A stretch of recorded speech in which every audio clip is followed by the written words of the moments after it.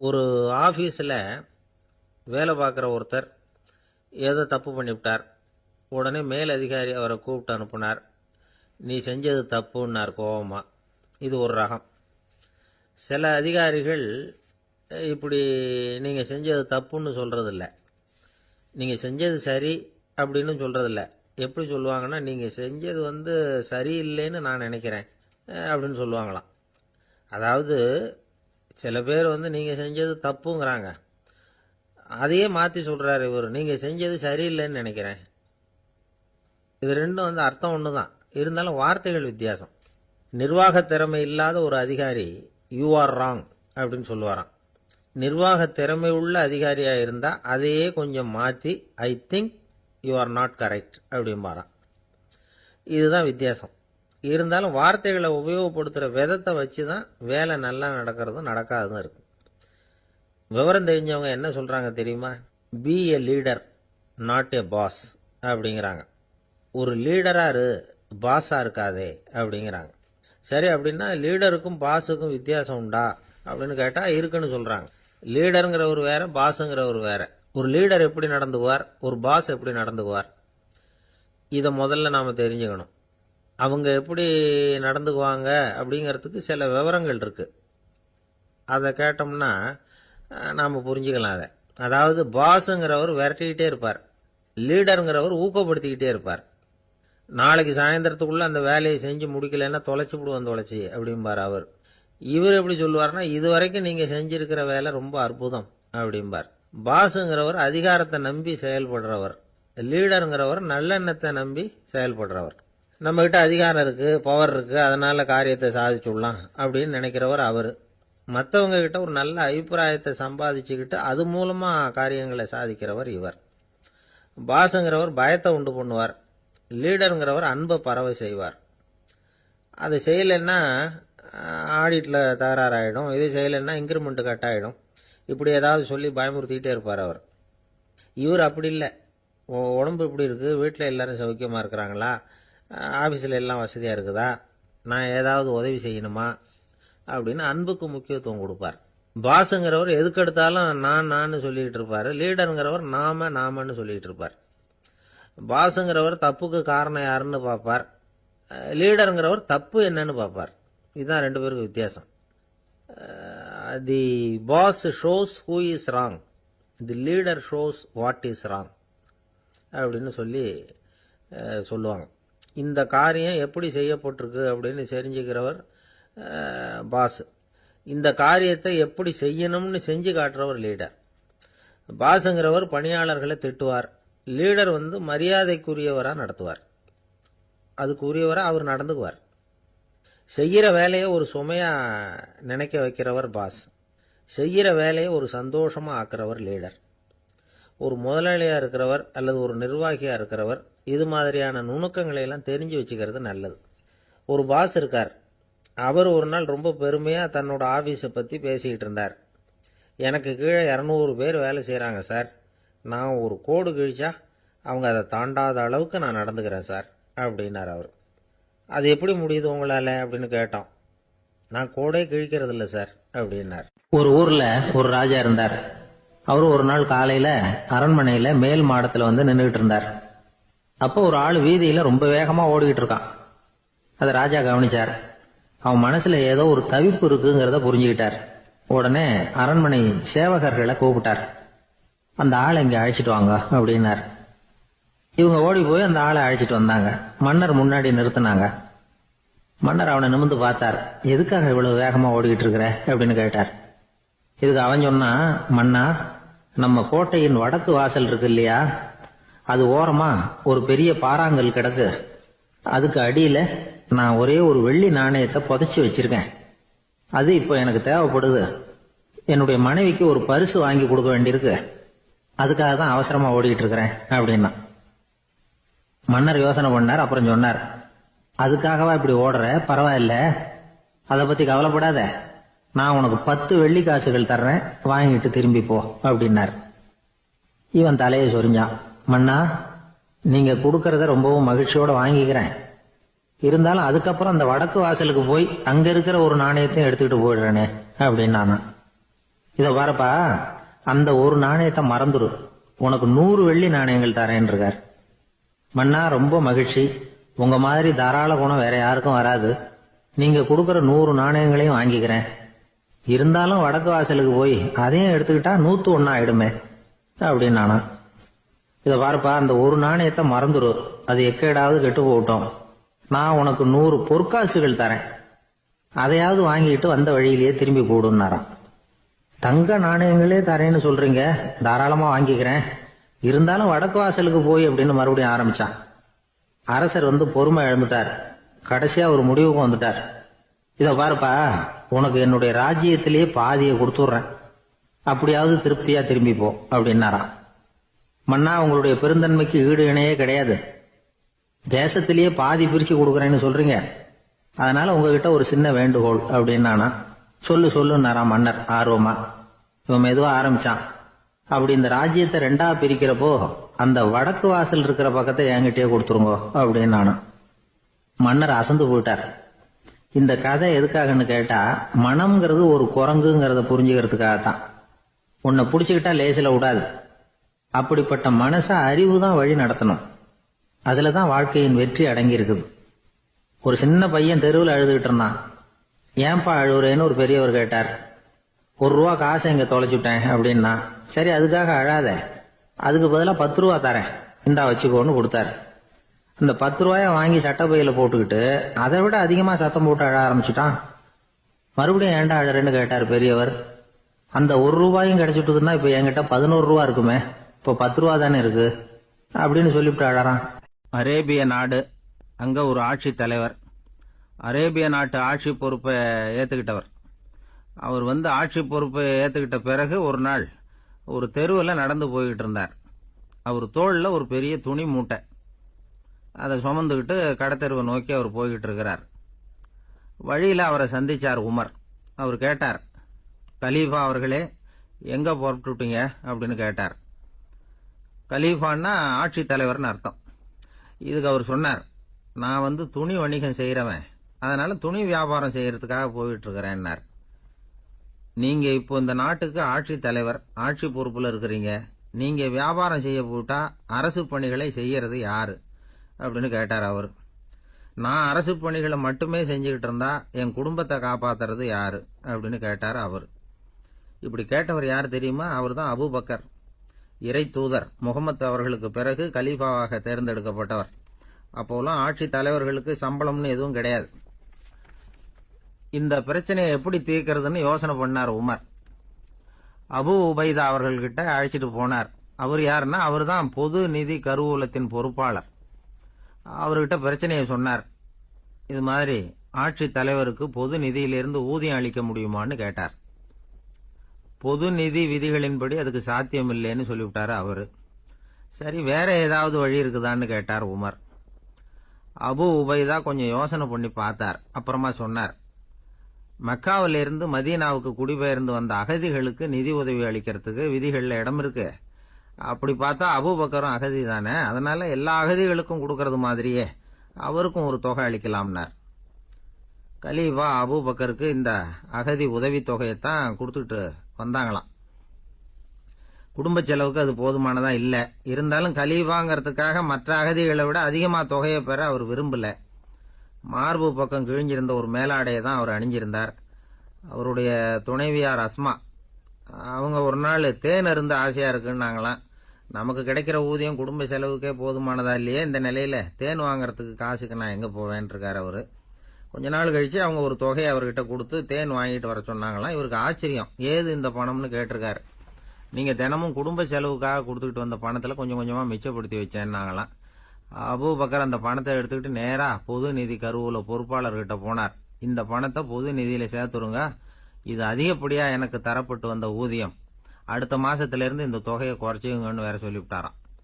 பசியை தணிக்க தேவையான அளவு உணவு, ஒரு ஜோடி உடை, இதை தவிர கூடுதலா மக்கள் பொது நிதியிலிருந்து வாங்கிக்கிறதுக்கு என் குடும்பத்தாருக்கு உரிமை இல்லை அப்படின்னு சொல்லி கண்டிப்பா சொல்லிவிட்டாராம். அவர் வாங்கிட்டு வந்த இந்த குறைந்த ஊதியம் கூட அவர் மனசை உறுத்திக்கிட்டே இருந்தது. கடைசி நேரம் அவர் தம்முடைய மகள் ஆயிஷா அவர்கள் அழைச்சார். மகளே, இதுவரைக்கும் பொது நிதியிலிருந்து நான் வாங்கிட்டு வந்த தொகை என்னுடைய இதயத்துல பாரமா அழுத்திக்கிட்டு இருக்கு, என் தோட்டத்தை விற்று அதில் வர்ற பணத்திலிருந்து நான் இதுவரைக்கும் வாங்கிட்டு வந்த ஊதிய தொகையை கணக்கு போட்டு பொது நிதியில் சேர்த்து விடு அப்படின்னாராம். பதவி ஏற்கிறதுக்கு முன்னாடி தன்கிட்ட இருந்ததை விட இப்போ கூடுதலாக என்ன சொத்து இருக்குன்னு பார்த்துருக்கார். ஒரு ஒட்டகம், ஒரு கோப்பை, ஒரு பணியாள். இதையும் அடுத்தபடியா கலீஃபாவா வர்றவர்கிட்ட ஒப்படைச்சிருங்க அப்படின்னு விட்டாராம். அதே மாதிரி அடுத்து வந்த உமர்கிட்ட ஒப்படைச்சாங்க. அப்போ உமர் சொன்னாராம், அபூபக்கரே, இந்த முன்மாதிரியால உங்களுக்கு பிறகு இந்த ஆட்சி பொறுப்பை ஏற்கிறவர்களை பெரும் நெருக்கடிக்கு ஆளாகி விட்டீங்க அப்படின்னு சொல்லி ரொம்ப கண் கலங்கினாராம். கடைசியா அபூபக்கர் தன்னுடைய குடும்பத்தாருக்கு விட்டு சென்ற சொத்து ஒரு படுக்கை விரிப்பு, ஒரு போர்வை, அவ்வளவுதான். இது சிந்திக்க வேண்டிய ஒரு செய்தி. ஒரு ஊர்ல ஒரு மன்னர் இருந்தாராம். அமைச்சர் அவர்கிட்ட சொன்னாராம், மன்னா, நம்ம ராஜ்யத்துல இனிமே லஞ்ச ஊழலே இருக்காதுன்னாராம். ஆஹா, அப்படின்னா ஊழல் பேர் வழிகளை எல்லாம் நாடு கடத்தியாச்சா அப்படின்னு கேட்டிருக்காரு மன்னர். இதுக்கு அவரு, அப்படி இல்லைங்க, இனிமே கொடுக்கறதுக்கு ஜனங்கள் கிட்ட பணமே இல்லை அப்படின்னாராம். சங்கீத வித்வான்கள்ல பல வகை உண்டு. சில குறிப்பிட்ட ராகங்களை பாடுறதுல அவங்களுக்கு பெருமை வர்றது உண்டு. ஆனா ஒருத்தர் இருந்தார், அவரால் ஒரு ராகத்துக்கே பெருமை வந்தது. அந்த ராகத்தை அவர் வாசிச்சு கேட்கணும் அப்படின்னு சொல்லுவாங்க. அது என்ன ராகம்னா தோடி ராகம். சரி, அந்த வித்வான் யாருன்னா அவர் தான் திருவாவடுதுறை ராஜரத்னம் பிள்ளை. பேராசிரியர் கல்கி ஒரு சமயம் தம்முடைய பத்திரிகையில எழுதினாராம். அதை அப்படியே படிக்கிறேன், கேளுங்களேன். ஆகா, ஸ்ரீ ராஜரத்னம் பிள்ளையின் தோடி ஆலாபனையை முதலில் கேட்டபோது அவருடைய கற்பனையை விட்டு தள்ளுங்கள். நம்முடைய மனதில் என்னென்ன இன்பமயமான கற்பனைகள் எல்லாம் உதித்தன. குழந்தை தாயிடம் கொஞ்சம் குரலை கேட்டோம், அன்னை குழந்தையிடம் கொஞ்சம் குரலை கேட்டோம், ரதியும் மன்மதனும் பேசிக்கொண்ட காதல் மொழிகளை கேட்டோம், முருகன் சிவபெருமான் செவிகுளிர மொழிந்த உபதேசத்தை கேட்டோம், கலைமகள் கவிஞனுக்கு அருளிய ஆசி மொழிகளை கேட்டோம், நாரத முனிவருடைய தம்பூரா சுருதியை கேட்டோம், ராவணன் தன் எலும்பை ஒடித்து வீணையாகச் செய்து வாசித்த கானத்தை கேட்டோம், கானப் பறவைகளின் கலகல ஒலியை கேட்டோம், கோலக் குயில்களின் குரல் இனிமையை கேட்டோம். இப்படிலாம் பேராசிரியர் கல்கி விமர்சனம் எழுதியிருக்கிறார்.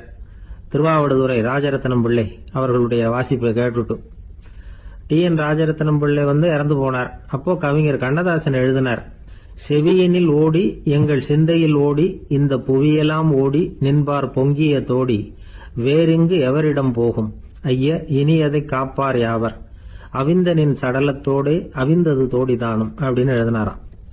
அந்த அளவுக்கு அவருடைய தோடியை ரசித்தவர்கள் உண்டு. அதே மாதிரி தோடின்னா என்னன்னு தெரியாமலே அவரை ரசித்தவங்களும் அந்த காலத்துல உண்டு. அதாவது ஒரு பெரிய சபையில இவர் வாதிச்சுக்கிட்டு இருக்கிறார். பாதியில ஒரு பெரிய மனுஷன் உள்ள வந்தார்.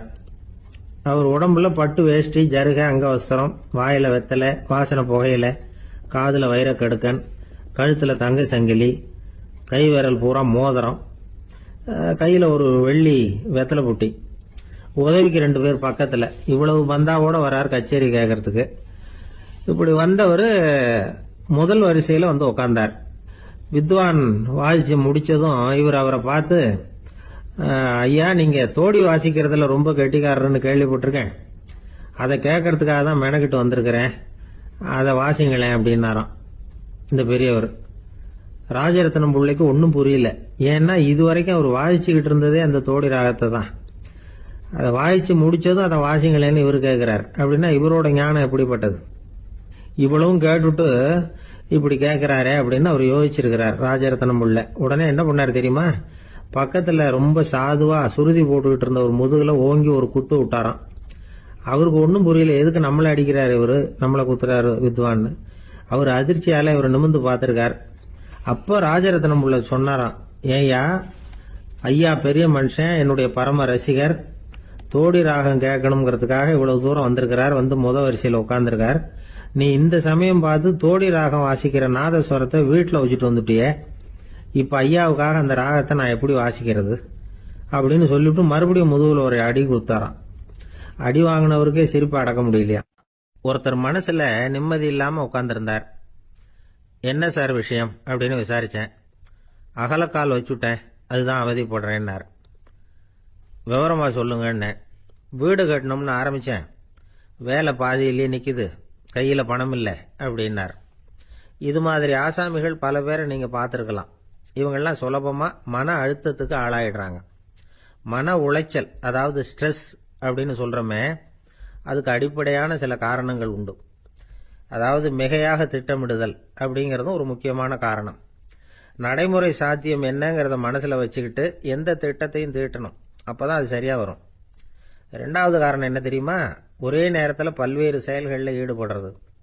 தொலைபேசியில் பேசிக்கிட்டே கையில் இருக்கிற கடிதத்தை படிச்சுக்கிட்டே எதிரில் உட்காந்துக்கிட்டு இருக்கிறவருக்கும் அப்பப்போ பதில் சொல்லிக்கிட்டு மனசில் பல்வேறு சிந்தனைகளை அப்படியே ஓட விட்டுக்கிட்டு இருக்கிறது, இதுவும் மன அழுத்தத்தை உண்டாக்குது. மூணாவது காரணம், எதிலேயும் வெற்றி மட்டும் எதிர்பார்க்குற ஒருதலைப்பட்சமான ஆர்வம். நாம் தொட்டதெல்லாம் வெற்றியாகவே முடியணும் அப்படின்னு எதிர்பார்க்குறவங்க ஏதாவது ஒன்றில் தோல்வியை கண்டா தோண்டு போயிடுறாங்க. எப்படியும் முடியலாம்ங்கிற எண்ணம் ஏற்கனவே நமக்குள்ளே இருந்துட்டுதுன்னா அந்த அவஸ்தை வராது. அதனால் அதுவும் நம்ம வளர்த்து கொள்ள வேண்டிய ஒரு குணம். மன உளைச்சல் ஏற்படுறதுக்கு இன்னொரு காரணம், எதையும் வேகமாக செஞ்சுடணும் அப்படிங்கிற துடிப்பு. அந்த துடிப்பே மனசை அழுத்த ஆரம்பிச்சிடும். எந்த ஒரு காரியத்திலையும் தாமதமோ இடையூறோ ஏற்பட்டால் அதை பொறுத்துக்கிற மனப்போக்கம் வேணும். அது இல்லாதவங்க அழுத்தத்துக்கு ஆளாயிடுறாங்க. சில பேர் வேலைன்னு எந்த நேரம் பார்த்தாலும் வேலையே கதின்னு கிடப்பாங்க. பொழுதுபோக்குக்கோ உடற்பயிற்சிக்கோ குடும்பத்தில் உள்ளவங்க அல்லது நண்பர்கள் கூட கலந்துரையாடவோ கொஞ்சம் கூட நேரம் ஒதுக்க மாட்டாங்க. இந்த சுபாவம் மன அழுத்தத்தை உண்டு பண்ணும். இதையெல்லாம் புரிஞ்சுக்கிட்டு அதிலிருந்து விடுபடுறது எப்படின்னு யோசிக்கணும். வல்லுநர்கள் இது தொடர்பாக சில யோசனைகளை சொல்லி வச்சிருக்கிறாங்க. அது என்னன்னா, வாழ்க்கைங்கிறது பிரச்சனைகளால் பின்னப்பட்ட ஒன்று.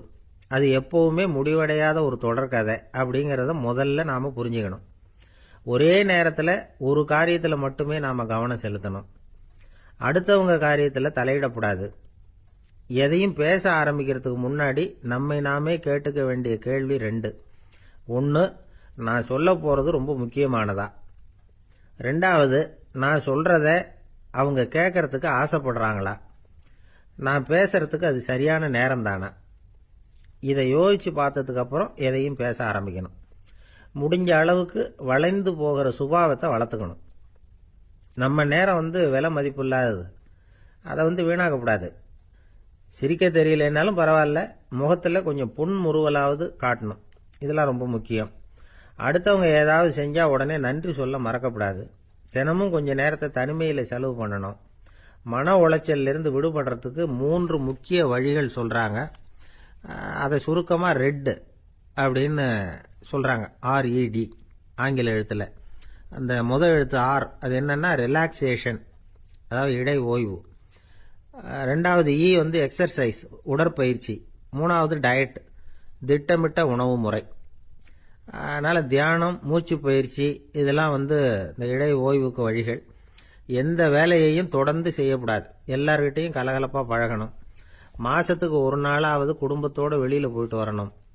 சுலபமான உடற்பயிற்சிகளை செய்யலாம். உடற்பயிற்சிங்கிறது நமக்காக நாம் செய்கிற ஒரு நீண்டகால முதலீடு அப்படின்னு சொல்லுவாங்க. அதாவது லாங் டேர்ம் இன்வெஸ்ட்மெண்ட்டாம். அளவோடு சாப்பிட்ணும், மெதுவாக சாப்பிட்ணும். இதெல்லாம் கொஞ்சம் மனசில் வச்சுக்கிட்டு நடந்துக்கிட்டால் மகிழ்ச்சியாக வாழலாம். சில பேர் சாப்பாட்டு விஷயத்தில் ரொம்ப அக்கறை எடுத்துக்கிறது உண்டு. ஒரு குண்டு ஆசாமி சாப்பிட உக்காந்தார். முதல்ல ஒரு மாத்திரை சாப்பிட்டார். எதுக்குன்னு கேட்டோம். பசி எடுக்கிறதுக்குன்னார். சாப்பிட்டு முடிச்சார். பிறகு மறுபடியும் ஒரு மாத்திரை சாப்பிட்டார். இது எதுக்குன்னு கேட்டோம். சாப்பிட்டது ஜீரணமாகறதுக்கு அப்படின்னார். என்னுடைய நண்பர் ஒருத்தர், அவருக்கு ஜாதகத்தில் நம்பிக்கை உண்டு. அவரே ஜோசியம்லாம் பார்ப்பார். என்ன சார் இந்த காலத்தில் இதையெல்லாம் நம்பிக்கிட்டு இருக்கீங்களே அப்படின்னு கேட்டா, உங்களுக்கு ஒன்றும் தெரியாது சார், இந்த உலகத்தில் ஒவ்வொருத்தரும் அவங்கவங்க செய்கிற நல்லது கெட்டதுக்கு தகுந்த பலனை அனுபவிச்சே தீரணும் பார். அது மட்டும் இல்லை, ஒருத்தர் செத்துட்டா கூட அவன் செஞ்ச பாவ புண்ணியங்கள் கூடவே போய்கிட்டு இருக்கோம் பார். அது எப்படி கூட போவோம் அப்படின்னு குதர்க்கமாக கேட்டா, அதுக்கு அவர் ஒரு கதை சொன்னார். அது ரொம்ப சுவாரஸ்யமா இருந்தது. அது என்ன கதைன்னா, ஒரு ஊர்ல ஒருத்தர் இருந்தாராம். அவர் ஜோசியம் பார்க்கறதுல ரொம்ப கெட்டிக்காரரான். ஒருத்தருடைய தலைமுடியை மட்டும் அவர்கிட்ட காட்டினா போதும், அதை மட்டும் பார்த்துட்டு அவருடைய ஜாதகத்தையே அலசி விடுவாராம். அப்பேற்பட்ட திறமை. அந்த ஆள் ஒரு சமயம் கன்னியாகுமரி கடற்கரைக்கு போயிருந்திருக்கார். அங்க கரை ஓரமா ஒரு மண்டை ஓடு கிடந்திருக்கு. அதை எடுத்து பார்த்திருக்கார். அந்த மண்டை ஓட்டை வச்சுக்கிட்டு அதோட ஜாதகத்தை அலசியிருக்கார். இந்த மண்டை ஓட்டுக்கு உரிய ஆசாமி வாழ்க்கையில ரொம்ப கஷ்டப்பட்டிருக்கணும், நிறைய கஷ்டத்தை அனுபவிச்சிருக்கணும். அது தாங்க முடியாம தான் கடல்ல விழுந்து தற்கொலை பண்ணிட்டு இருக்கான் அப்படிங்கறத அவரு கணிச்சுட்டார். இருந்தாலும் இந்த மண்டை ஓடு இன்னமும் அனுபவிக்க வேண்டியது பாக்கி இருக்கு அப்படிங்கறத அவர் உணர்ந்தாராம். அது சரி, ஒருத்தன் உயிரோடு இருக்கிற வரைக்கும் நல்லது கெட்டதை அனுபவிக்க முடியும், செத்ததுக்கு அப்புறமும் பாக்கி இருக்குன்னா அதை எப்படி அனுபவிக்கிறது? இந்த மண்டை ஓட்டுக்கு இன்னும் கொஞ்சம் பாக்கி இருக்குங்கிறது அவருக்கு புரிஞ்சதே தவிர அதோட அர்த்தம் என்னங்கிறது சரியா விளங்கல. சரி, இதை இன்னும் கொஞ்சம் விவரமா ஆராய்ச்சி பண்ணுவோம் அப்படின்னு நினைச்சுக்கிட்டு அதை தன்னுடைய வீட்டுக்கு எடுத்துட்டு போயிட்டார். அந்த மண்டை ஓட்டை ஒரு பெட்டியில வச்சு பூட்டினார். தன்னுடைய தனி அறையில அதை பத்திரமா வச்சுக்கிட்டார். தினமும் ராத்திரி ஆனதும் தன்னுடைய மனைவியை பார்த்து, நீ போய் பூஜை அறையில தனியா படுத்துக்க அப்படின்னு சொல்லிவிட்டு தினம் ராத்திரி 12 மணிக்கு பெட்டியை திறந்து அவர் பார்ப்பார். மண்டை ஓடு அப்படியே இருந்தது தவிர இன்னும் கொஞ்சம் பாக்கி இருக்குங்கிறதுக்கு அர்த்தம் அவருக்கு விளங்கல. அந்த மண்டை ஓட்டுக்கு இன்னும் என்ன பாக்கி இருக்க போகுது? எப்படியோ ஒரு 10 நாள் போச்சு. அந்த வீட்டம்மாவுக்கு சந்தேகம் வந்துட்டுது. நம்ம வீட்டுக்காரரு நம்மளை தனியா ஏன் தூங்க சொல்றார் அப்படிங்கிற சந்தேகம். உடனே பக்கத்து வீட்டு அம்மா கிட்ட விஷயத்த சொல்லியிருக்கிறாங்க. அந்த அம்மா உடனே, நீ கவலைப்படாத, நான் கண்டுபிடிச்சு சொல்றேன் அப்படின்னு சொல்லிவிட்டாங்களாம். அன்னைக்கு ராத்திரியே ஜன்னல் வழியா எட்டி பார்த்துருக்குறாங்க. இந்த ஆளு மண்டை ஓட்டை கையில வச்சுக்கிட்டு அது திருப்பி திருப்பி பார்த்துக்கிட்டு இருக்கிறான். அதை பார்த்துட்டாங்க. மறுநாள் காலையில அவரோட மனைவியை பார்த்தாங்க. ஏம்மா, உன் வீட்டுக்காரருக்கு நீ முதல் மனைவியா 2வது மனைவியா அப்படின்னு கேட்டாங்களாம். எனக்கு தெரிஞ்ச வரைக்கும் நான் ஒருத்தி தான் அவருடைய மனைவி அப்படின்னாங்களாம் அவங்க. அப்படி இல்ல, நீ அவருக்கு 2வது மனைவி. முதல் மனைவியின் மண்டை ஓட்டை தான் அவர் தினமும் ராத்திரியில எடுத்து பார்த்துக்கிட்டு இருக்கிறார் அப்படின்னாங்க அடுத்த வீட்டு அம்மா. அப்படியா விஷயம் அப்படின்னு சொல்லிவிட்டு கணவன் வீட்டுல இல்லாத நேரமா பார்த்து அந்த மண்டை ஓட்டை எடுத்து கொண்டாந்து ஒரு உரல்ல போட்டு உலக்கையால குத்தி நொறுக்க ஆரம்பிச்சுட்டாங்க. வெளியில போயிருந்த அந்த ஆள் அப்பதான் உள்ள நுழைஞ்சார். மண்டை ஓடு உலக்கை கிட்ட குத்து வாங்கிட்டு இருக்கு. அது அனுபவிக்க வேண்டியது இன்னும் கொஞ்சம் பாக்கி இருக்குங்கிறதுக்கு அர்த்தம் எனக்கு இப்பதான் புரிஞ்சுது அப்படின்னாராம் அவர். இந்த கதையிலிருந்து நாம இன்னொரு நீதியையும் புரிஞ்சுக்கணும். அதாவது நம்ம வீட்டை பத்தி நமக்கு புரியாததெல்லாம் அடுத்த வீட்டு. ஆசைப்படுறதுல தப்பு இல்லை, ஆனா அந்த ஆசை தேவைக்கு தகுந்த மாதிரி இருக்கணும். தேவைக்கு மீறிய ஆசைகள் இருக்கு பாருங்க, அது தேவையில்லை. இந்த கருத்தை வலியுறுத்தது மாதிரி ஒரு கதை உண்டு. தேவேந்திரனுக்கு திடீர்னு வீடு கட்டணும்னு ஒரு ஆசை வந்துதான். வீடுன்னா நாம கட்டுற மாதிரி இல்லை. தேவேந்திரன் வீடுன்னா சும்மாவா, ஒரு பிரம்மாண்டமான அரண்மனை கட்டணும். அது மாதிரி இந்த 3 லோகத்திலயும் ஒரு அரண்மனை கிடையாது அப்படின்னு எல்லாரும் சொல்லணும். இது அவனோட ஆசை. உடனே தேவ தச்சரான விஸ்வகர்மாவை கூப்பிட்டான், உத்தரவு போட்டான். விஸ்வகர்மா தன்னுடைய உதவியாளர்களை எல்லாம் கூப்பிட்டு ஒன்னா சேர்த்துக்கிட்டார். படாத பாடுபட்டு ஒரு பெரிய அரண்மனையை கட்டி முடிச்சார். கட்டி முடிக்க 1000 வருஷம் ஆச்சு. தேவேந்திரன் வந்து பார்க்கறான். அவனுக்கு திருப்தி ஏற்படலை. என்னுடைய அந்தஸ்துக்கு இது ரொம்ப சாதாரணமான கட்டிடம், இதை விட இன்னும் பெருசா கட்டு அப்படின்னா. தேவ தச்சர் திணறி போயிட்டார். அவரால் அதுக்கு மேல எதுவும் செய்ய முடியல. என்ன பண்றதுன்னு யோசனை பண்ணார். நேரா நாரதர் காலில் போய் விழுந்தார். நீங்க தான் என்னை இந்த பிரச்சனையிலேருந்து காப்பாற்றணும்னார். நாரதர் யோசனை பண்ணார். சரி, கவலைப்படாதேன்னார். நேரா இந்திரன் கிட்ட போனார். இந்திரன் வந்து நாரதரை பார்த்த உடனே வாங்கன்னு கூட்டிட்டு போய் அரண்மனையை காட்டினான். இது மாதிரி ஒரு அரண்மனையை நீங்க வேற எங்கேயாவது பார்த்துருக்கிறீங்களா அப்படின்னு ரொம்ப பெருமையா கேட்டான். நான் பார்த்ததில்லை, ஆனா என்னை விட வயசுல மூத்தவர் மகரிஷி லோமேசர், அவர் ஒரு வேளை பார்த்துருக்கிறாரோ என்னமோ அப்படின்னார். உடனே அவரை மனசுல நினைச்சு தியானம் பண்ணினார். அடுத்த கணம் லோமேசர் அங்க வந்தார். இடையில ஒரு சின்ன துண்டு, கையில ஒரு கமண்டலம், தலையில ஒரு பாய், அவ்வளவுதான் அவர்கிட்ட இருந்தது. எதுக்காக தலையில இந்த பாய் அப்படின்னு கேட்டான் இந்திரன். என்ன மாதிரி அற்ப ஆயுள் உள்ள ஒரு ஜீவன் தனியா வீடு கட்டிக்கிட்டு திண்டாடணுமா? இந்த பாய் தான் ஒரு வீடு மாதிரி எனக்கு நிழல் கொடுக்குது அப்படின்னார் அவர். என்னது, உங்களுக்கு வந்து அவ்வளவு கொஞ்சமான ஆயுளா அப்படின்னு ஆச்சரியத்தோட கேட்டான் இந்திரன். ஆமா, இதை பாரு, என்னுடைய மார்புல ஒரு பொற்காசு அளவுக்கு ரோமம் உதிர்ந்துட்டுது. எப்போ என் உடம்புல உள்ள எல்லா ரோமமும் உதிர்ந்துருமோ அப்போ என்னுடைய ஆயுள் முடியும் அப்படின்னார். எப்போ அந்த ரோமங்கள் பூரா உதிரும்னு கேட்டான் இவன். ஒரு பிரம்மா மறைஞ்சதும் ஒரு ரோமம் உதிரும். என் உடம்புல உள்ள ரோமங்களின் எண்ணிக்கை எவ்வளவோ அவ்வளவு பிரம்மாக்கள் தோன்றி அவங்க ஆயுள் முடியும் பொழுது என் உடம்புல உள்ள ரோமங்கள் பூரா உதிரும் அப்படின்னார். அப்படின்னா ஒரு பிரம்மாவோட ஆயுள் எவ்வளவு காலம்னு கேட்டான். ஒரு பிரம்மாவுக்கு 100 தேவ வருஷம். ஒவ்வொரு தேவ வருஷத்துக்கும் 365 தேவ நாள். ஒவ்வொரு தேவ நாள்லயும் ஒன்ன மாதிரி 14 இந்திரர்கள் தோன்றி மறைகிறாங்க அப்படின்னு மகரிஷி லோமேசர் சொல்றார். இதை கேட்டதும் இந்திரன் ஆடி போயிட்டான். அவ்வளவு ஆயுள் உள்ள இவரே அற்ப ஆயுள்னு சொல்றார். நான் என்னுடைய ஆயுளை பெருசா நினைச்சுக்கிட்டு பிரம்மாண்டமான அரண்மனை கட்டணும்னு ஆசைப்படுறேனே அப்படின்னு நினைச்சான். எனக்கு வீடு கட்டின வரைக்கும் போதும்னு விட்டான். அதனால நாமெல்லாம் நம்முடைய தேவைக்கு தகுந்த மாதிரி ஆசைப்படுறது தான் நியாயம். ஆனால் அப்படியே நடந்துக்கிறோம். மனுஷன் கடவுளையே ஏமாத்தி காசு வாங்கறதுக்குள்ள ஆசைப்படுறான். ஒருத்தன் கடவுளை நினைச்சு தவம் இருந்தான். கடவுள் நேரில் வந்தார். தேவலோகத்தில் ரூபாய்க்கெல்லாம் என்ன மதிப்புன்னு கேட்டான். அங்கெல்லாம் ரூபாய்ங்கிறது உங்க பணத்தில் 1 கோடி ரூபாய்க்கு சமம். அதாவது தேவலோகத்தில் 1 ரூபான்னா இங்கே 1 கோடி ரூபா. அது மாதிரி எங்களுக்கு ஒரு நாளுங்கிறது உங்க கணக்கில் 1 கோடி வருஷத்துக்கு சமம் அப்படின்னார் கடவுள். அப்படின்னா எனக்கு நீங்க அதிகமா எதுவும் தர வேணாம், உங்க கணக்குப்படி ஒரே 1 ரூபா கொடுங்க, அது போதும்னா இவன் ரொம்ப சாமர்த்தியமா. கடவுள் யோசனை பண்ணார். அது ஒன்றும் கஷ்டம் இல்லை, 1 ரூபா தானே கேட்குற, கொடுத்துட்றேன். ஆனால் இப்போ வரும்பொழுது நான் எடுத்துக்கிட்டு வரல, எங்க கணக்குப்படியே 1 நாள் பொறுத்துக்க பணத்தோட வந்துடுறேன் அப்படின்னு சொல்லிவிட்டு பறந்து போயிட்டார். பந்திக்கு முந்தர ஆசாமிகள் நம்மள பல பேர் உண்டு. அப்படி முந்தறதுக்கு கூட முயற்சி பண்றவங்க நிறைய பேர் இருக்கிறாங்க. இதுல என்ன ஒரு விஷயம்னா, பந்திக்கு முந்தறது கூட தப்பு இல்லை. ஆனா அப்படி ஒரு விருந்துல ஆளா போய் உட்காந்து சாப்பிட்டா கூட வெளியில வர்றப்ப என்ன பெரிய விருந்து வச்சுட்டான், சாம்பார்ல உப்பு இல்லை, ரசத்துல காரம் இல்லை அப்படின்னு குறை சொல்லிட்டே வர்றது இருக்கு பாருங்க, அது சரியில்லை, நாகரிகமும் இல்லை. கல்யாண பத்திரிகையில என்ன போட்டிருக்குது, என் பொண்ணுக்கும் இன்னார் பையனுக்கும் கல்யாணம், எல்லாரும் குடும்பத்தோட வந்திருந்து மணமக்களை ஆசீர்வதிக்கணும், இப்படித்தானே போட்டிருக்கோம். குடும்பத்தோட விருந்து சாப்பிட்டு சாப்பாடு எப்படி இருக்குன்னு அபிப்பிராயம் சொல்லிவிட்டு போங்க அப்படின்னா போட்டிருக்கு கல்யாண பத்திரிகையில. ஒருத்தர் வீட்டு விசேஷத்துக்கு போயிருக்கோம்னா எவ்வளவோ அசௌகரியங்கள் நமக்கு ஏற்படலாம். ஏராளமான கூட்டம் வந்திருக்கும். எல்லாரையும் அவங்க தனித்தனியாக கவனிச்சுக்கிட்டு இருக்க முடியாது. நாம தான் அனுசரித்து நடந்துக்கணும்.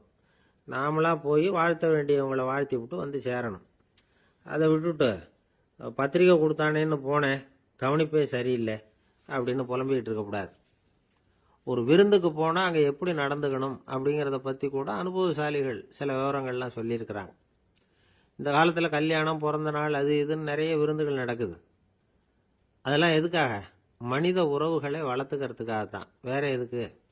ஒரு விருந்துக்கு போனால் அமைதியாக பொறுமையாக போய் உட்காரணும். அடித்து பிடிச்சிக்கிட்டு இடத்த பிடிக்க போகிறேன் அப்படின்னு நிற்கக்கூடாது. முதல் பந்தி நடந்துக்கிட்டு இருந்தால் அது முடிஞ்சு இலை எடுத்து சுத்தம் பண்ணதுக்கு அப்புறம் போய் உட்கார்றது தான் நாகரீகம். இலை எடுக்கிறதுக்கு முன்னாடி அங்கே போய் உட்காந்தா நல்லா இருக்காது. நீங்கள் சாப்பிட்டுட்டு உட்காந்துருக்கீங்களா, சாப்பிட்றதுக்கு உட்காந்துருக்கீங்களா, பார்க்குறவங்களுக்கு சந்தேகம் வந்துடும். அதே மாதிரி இலையில எல்லா ஐட்டமும் பரிமாறினதுக்கு அப்புறம் சாப்பிட ஆரம்பிக்கணும். ஒவ்வொரு ஐட்டமாக வைக்க வைக்க நாம் பாட்டுக்கு எடுத்து உள்ளே தள்ளிகிட்டே இருந்தோம்னா எதை வச்சோம் எதை வைக்கலன்னு பரிமாறினவரே குழம்பி போயிடுவார். ஏன்னா எப்போ பார்த்தாலும் இலை காலியாகவே இருக்கும். சாப்பிட்றப்போ உங்கள் சாப்பாட்டையே நீங்கள் கவனிக்கணும். அடுத்தவங்க இலையில என்ன இருக்குது, பக்கத்தில் இருக்கிறவர் எதை அதிகமாக சாப்பிட்றார், இதெல்லாம் நமக்கு என்னத்துக்கு? எல்லாரும் சாப்பிட்டு முடிக்கிற வரைக்கும் பொறுமையாக இருக்கிறது தான் நல்லது. நீங்கள் மட்டும் திடீர்னு பாதியில் எழுந்திரிச்சு பக்கத்தில் இருக்கிறவங்களுக்கு சங்கடமாக இருக்குமேங்கிறதெல்லாம் யோசிக்காமல் நீங்கள் பாட்டு எழுந்திரிச்சு போகக்கூடாது. பக்கத்தில் உள்ளவங்க உங்களை எழுந்திரிக்க சொன்னால் எழுந்திரிச்சு போகலாம். விருந்துகளில் சாப்பாட்டை வீணாக்கிறதே ஒரு நாகரிகமாக போட்டுது. இந்த காலத்தில் சாப்பாட்டுக்கே கஷ்டப்பட்டுக்கிட்டு பல பேர் இந்த உலகத்தில் இருக்கிறப்போ சாப்பாட்டை வீணாக்கிறது எவ்வளவு பெரிய மோசங்கிறத நினச்சி பார்க்கணும். வேணுங்கிற அளவுக்கு கேட்டு வாங்கி சாப்பிட்றது தான் முறை. விருந்தில் இந்த பஃபே அப்படின்னு சொல்லி ஒரு முறை சொல்கிறாங்கல்ல, அதாவது உணவு வகைகளையெல்லாம் பொதுவாக ஒரு இடத்துல வச்சுடுறது, நமக்கு தேவையானதை நாமே எடுத்து ஒரு தட்டில் போட்டுக்கிட்டு சாப்பிட வேண்டியது. இதில் கூட சில பேர் தேவைக்கு அதிகமாக எடுத்து போட்டுக்கிட்டு வீணாக்குறாங்க. சில சமயம் கடைசியாக சாப்பிட போகிறவங்களுக்கு எல்லா ஐட்டமும் கிடைக்காம போகலாம். அதை போய் பெருசு பண்ணிகிட்டு இருக்கக்கூடாது. என்ன சார் இந்த அளவுக்கு கூடவா நாகரிகம் தெரியாமல் இருக்கிறோம், இதை போய் பெருசாக சொல்ல வந்துட்டீங்களே அப்படின்னு நினைக்கலாம். ஒருத்தர் 2 பேருக்கு இந்த விவரம் தேவைப்படலாம். அவங்க காதலையும் இது விழட்டுமேங்கிறதுக்காக தான் இது. ஒரு பெரிய கல்யாண விருந்து நடந்துக்கிட்டு இருந்தது. விருந்து மண்டபத்து வாசலில் ஒருத்தர் நின்றுக்கிட்டு வர்றவங்களையெல்லாம் ரொம்ப மரியாதையாக வணங்கி உள்ளே அனுப்பி வச்சுக்கிட்டு இருந்தார். எப்படி தெரியுமா? வர்றவங்க கையெல்லாம் பிடிச்சி முத்தம் கொடுத்து அதுக்கப்புறம் உள்ளே அனுப்பி வச்சுக்கிட்டு இருந்தாராம். கூட்டம்லாம் முடிஞ்சதுக்கப்புறம் அவர்கிட்ட போய் கேட்டிருக்கிறாங்க, சார் நானும் எவ்வளவோ விருந்துகளுக்கு போயிருக்கிறேன், இருந்தாலும் இவ்வளவு மரியாதையாக வர்றவங்க கைக்கெல்லாம் முத்தம் கொடுத்து வரவேற்கிறத இங்கே தான் பார்க்குறேன் அப்படின்னு சொன்னாங்க.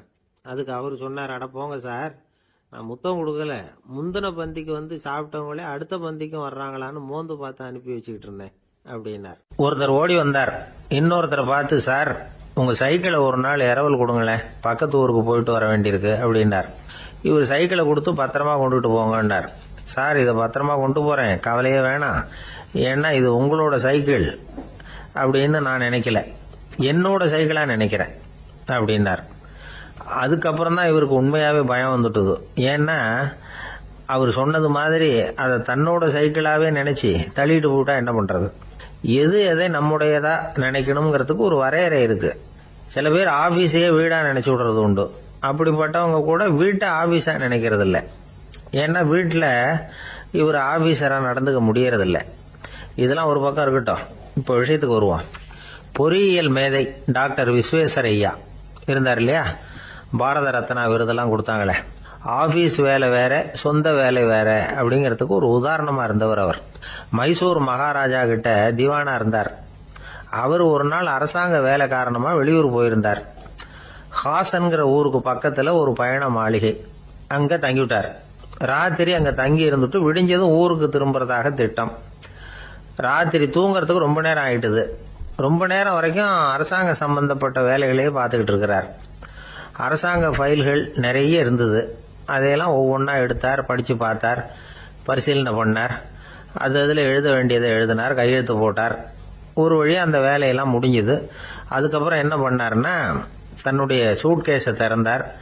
அதிலிருந்து 2 மெழுகுவத்தியை எடுத்து கொளுத்தி வச்சார். அந்த பயண மாளிகையில் அது வரைக்கும் எரிஞ்சுக்கிட்டு இருந்த மின்சார விளக்குகளை அணைச்சுட்டார். அதுக்கு பிறகு அந்த மெழுகுவத்தி வெளிச்சத்தில் சில புத்தகங்களை தொடர்ந்து படிக்க ஆரம்பிச்சிட்டார். அந்த பயண மாளிகையில் பணியாளராக இருந்தவர் இதை பார்த்துட்டு ஓடி வந்தார். மறுபடியும் மின் விளக்கு போடுறதுக்காக போனார். விஸ்வேஸ்வரய்யா அதை பார்த்துட்டு போட வேணாம்ட்டாராம். இதுவரைக்கும் நான் அரசாங்க அலுவல்களை கவனிச்சுக்கிட்டு இருந்தேன், அதனால மின் விளக்குகள் அப்போ எரிஞ்சதில் தப்பு இல்லை. இப்போ நான் புத்தகம் படிச்சுக்கிட்டு இருக்கேன், இது என்னுடைய சொந்த வேலை, இங்கே இருக்கிற மின் விளக்கு அதுக்காக ஏன் எரியணும் அப்படின்னு கேட்டாராம். இப்போ இருக்கிற சில அரசு பணியாளர்கள்கிட்ட இந்த சம்பவத்தை பேச்சோட பேச்சா சொல்லி பார்த்தேன். அவங்களால இதை ஜீரணிக்கவே முடியல. நேர்மை தேவைதான் சார், அதுக்காக அவ்வளவு தூரத்துக்கு அது தேவையா அப்படிங்கிறாங்க. விஸ்வேஸ்வரய்யா அப்படி பண்ணினது தான் ஒரு நேர்மையாளர் அப்படின்னு இந்த உலகத்துக்கு நிரூபிக்கணுங்கிறதுக்காக இல்லை. தான் அப்படி நடந்து காட்டினா தன்னை சுற்றி இருக்கிறவங்களும் அதை கேள்விப்படுறவங்களும் முடிஞ்ச அளவுக்கு பொது வாழ்க்கையில் அரசு பணியில் நேர்மையை கடைபிடிக்க முயற்சி பண்ணலாமே அப்படிங்கிறதுக்காகத்தான். இப்பவும் சில பேர் இருக்கிறாங்க, இவங்க ஆஃபீஸ் வேற வீடு வேறன்னு நினைக்கிறது இல்லை, அவ்வளோ உரிமை. ஒருத்தர் அப்படிதான், அவருக்கு அவசரமாக 5000 ரூபா தேவைப்பட்டது. ஆஃபீஸு பணத்தை எடுத்துக்கிட்டார். அந்த நேரம் பார்த்து ஆடிட் வந்துட்டுது, ஆப்பிட்டுக்கிட்டார். விசாரணை நடக்குது. அவர் சொல்கிறார், சார் நான் நேரம் காலம் பார்க்காம ஆஃபீஸில் வேலை செய்வேன், ஏன்னா அதை என்னோட ஆஃபீஸாக நினைக்கிறேன். அவசரத்துக்கு அந்த பணத்தை எடுத்தேன், மறுபடியும் வச்சுடலாம்னு தான் இருந்தேன், அதுக்குள்ளே இப்படி ஆயிட்டுது. நீங்கள் என்ன நினைச்சாலும் சரி, நான் ஆஃபீஸ் வேற வீடு வேற அப்படின்னு நினைக்கிறதில்ல, அது என்னோட சுபாவம் அப்படின்னார். விசாரணை பண்ணவர் தீர்ப்பு வழங்கினார். உங்கள் சுபாவத்துக்கு மதிப்பு கொடுத்து நானும் தீர்ப்பு வழங்குறேன். நீங்கள் கொஞ்ச நாள் ஜெயிலில் இருந்துட்டு வாங்க, அது உங்களுக்கு கஷ்டமாக இருக்காதுன்னு நினைக்கிறேன். ஏன்னா அங்கே போனாலும் நீங்கள் உங்கள் சுபாவப்படி வீடு வேற ஜெயில் வேறன்னு நினைக்க மாட்டீங்க அப்படின்னா. இந்த உலகத்தில் எல்லாருக்கும் மகிழ்ச்சி தரக்கூடிய ஒரு பொருள் எது? இது ஒரு முக்கியமான கேள்வி. இந்த கேள்விக்கு பொருத்தமான ஒரு பதிலை உங்களால் சொல்ல முடியுமா? அதாவது கொஞ்சம் யோசிச்சு பார்த்தா பணம்னு சொல்லலாமா? இப்போ கையில் காசு இல்லாதவங்ககிட்ட ஒரு 10 ரூபாயை கொடுத்தா அது அவனுக்கு சந்தோஷத்தை கொடுக்கும். ஏற்கனவே வருமான வரி பிரச்சனையில் சிக்கி இருக்கிறவர்கிட்ட இன்னும் கொஞ்சம் பணம் இந்தாங்கன்னு சொல்லி கொடுத்தோம்னா அது அவருக்கு சங்கடத்தை தான் கொடுக்கும். அதனால் அந்த கேள்விக்கு பணம்ங்கிறது பொருத்தமான பதிலாக இருக்க முடியாது. கேள்வி என்னன்னா, இந்த உலகத்தில் எல்லாருக்கும் மகிழ்ச்சி தரக்கூடிய ஒரு பொருள் எது? சரி, இனிப்புன்னு சொல்லலாமா? ஏன்னா எல்லாருக்கும் இனிக்க தானே செய்யும். அதுலேயும் ஒரு சிக்கல் இருக்குது. சர்க்கரை வியாதிக்காரங்களுக்கு அது என்ன சந்தோஷத்தையாக கொடுக்கும்? ஆக எல்லாருக்கும் வேறுபாடு எதுவும் இல்லாமல் மகிழ்ச்சியை கொடுக்கக்கூடியது வேற ஏதோ ஒன்று இருக்குது. அது என்னன்னு கண்டுபிடிக்கணும். அதுதான் இன்றைக்கி தகவல். இப்போ அதை கண்டுபிடிக்கணும்னா இந்த கதையை கேட்கணும். அது என்ன கதைன்னா, ஒரு ஊரில் ஒரு ராஜா இருந்தார். அவருக்கும் இதே சந்தேகம் வந்துட்டுது. அதாவது எல்லாருக்கும் இன்பம் தரக்கூடிய பொருள் எது அப்படின்னு. இதுக்கு பதில் தெரிஞ்சுக்கிறதுக்கு ஆசைப்பட்டார். சரி, அதுக்கு என்ன செய்யலாம்னு யோசனை பண்ணார். நாட்டு மக்களுக்கு பகிரங்கமாக ஒரு அறிவிப்பு கொடுத்தார். நம்ம நாட்டு மக்கள் இன்பம் தரக்கூடிய பொருள் எதுன்னு நினைக்கிறாங்களோ அதை கொண்டுகிட்டு வந்து அரண்மனையில் உள்ள கண்காட்சி மண்டபத்தில் வைக்கலாம்.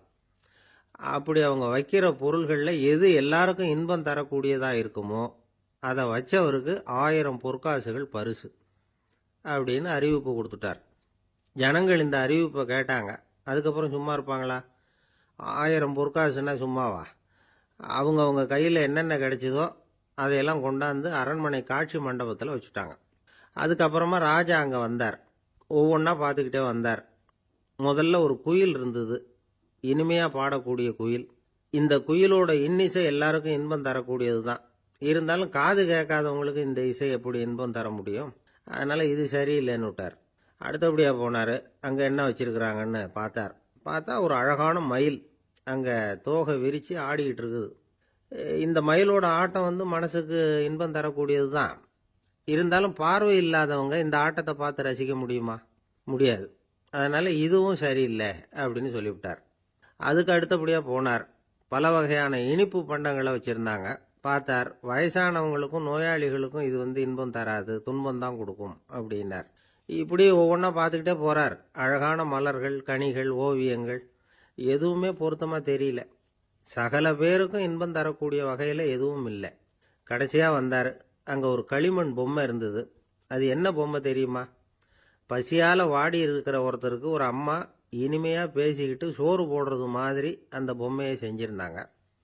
அதுக்கு கீழே அன்பு அப்படின்னு எழுதியிருந்துதான். ராஜா பளிச்சுன்னு ஒரு முடிவுக்கு வந்தார். அந்த பொம்மையை செஞ்ச சிற்பியை வரவழைச்சார், பரிசு கொடுத்தார். அன்பு ஒன்று தான் எல்லாருக்கும் இன்பம் அளிக்கக்கூடிய பொருள்.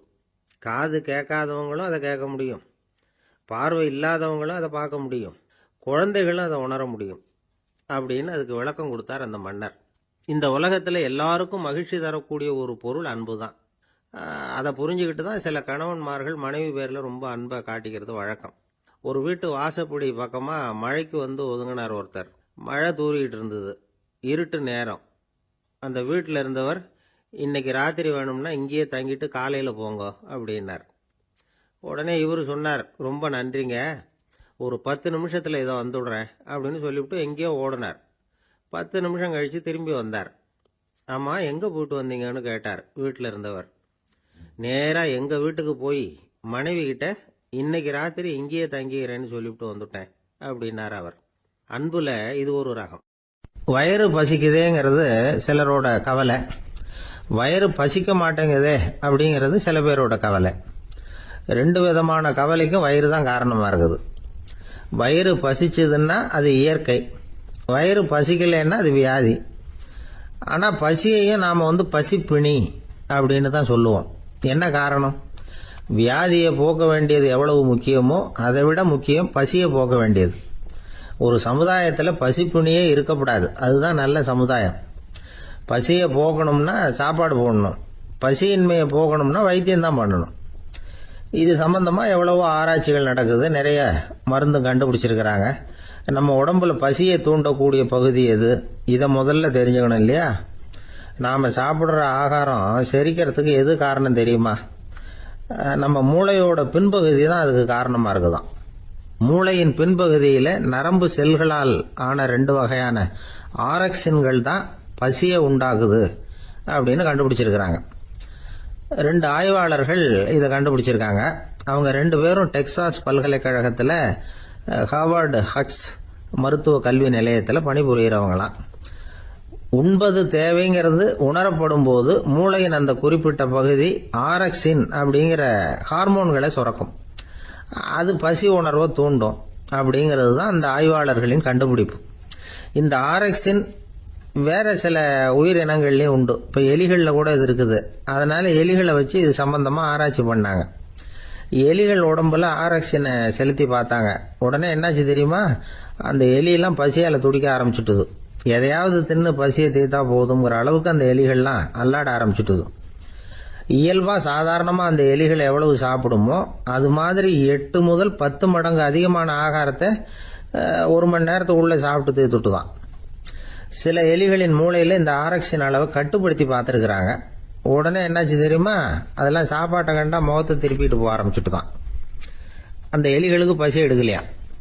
இந்த ஆராய்ச்சியின் அடிப்படையில் பசியை எடுக்காமல் இருக்கிற மனிதர்களுக்கும் பசியை தூண்ட முடியும் அப்படின்னு சொல்லி ஆராய்ச்சியாளர்கள் தெரிவிச்சிருக்கிறாங்க. ஆக ஆரக்சின் தான் பசிக்கு காரணம்ங்கிறது தெரிஞ்சு போச்சு. சரி, இந்த ஆரக்சின் அப்படின்னா என்ன? அது ஒரு கிரேக்க சொல். அதுக்கு பசின்னு அர்த்தம். நம்ம ஆளுங்களுக்கெல்லாம் பசியை தூண்டுறதுக்கு மருந்து தேவையில்லை, பசியை குறைக்கிறதுக்கு தான் மருந்து தேவை. ஒரு அம்மா டாக்டரை தேடி வந்தாங்களாம்.